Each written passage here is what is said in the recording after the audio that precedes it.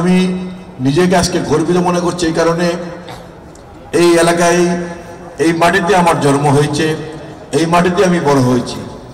আমি বিজেপি কোয়ার্টারের সন্তান। আলেম ভাই বক্তব্য করেছেন যে গত 16 বছর কোনো বক্তব্য দেওয়া যায়নি।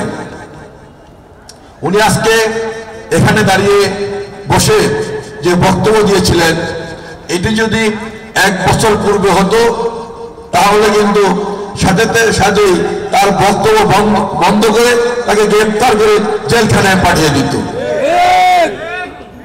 আমরা গত 16 বছর দেখেছি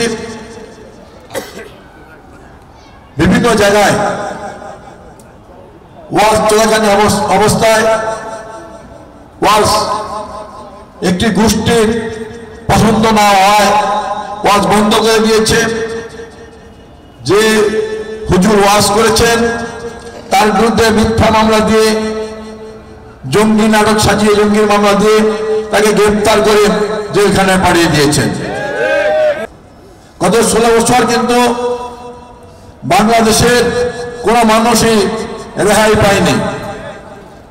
যারাই গত 16 বছর যেই গোষ্ঠীটি ক্ষমতায় ছিল তাদের বিরুদ্ধে কথা বলেছে, তাদের অন্যায়ের বিরুদ্ধে কথা বলেছে, তাদেরকে গ্রেফতার করেছে, গ্রেফতার করে নির্যাতন করেছে, জেলখানায় পাঠিয়ে দিয়েছে। সাংবাদিক ভাইরা যারা গত সরকারের বিরুদ্ধে লিখেছেন তাদেরকে গ্রেফতার করেছেন।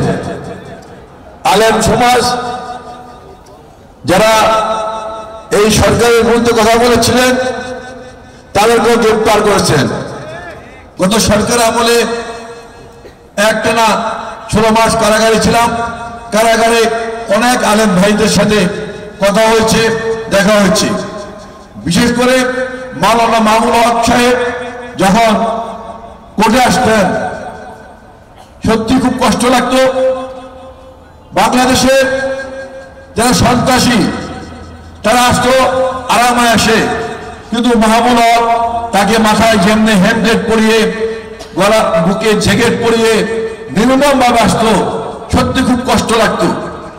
কারণ আমরা অনেক দিন একসাথে জোহর নামাজ পড়েছি মাহমুদ হক বা ইমামতির মাধ্যমে।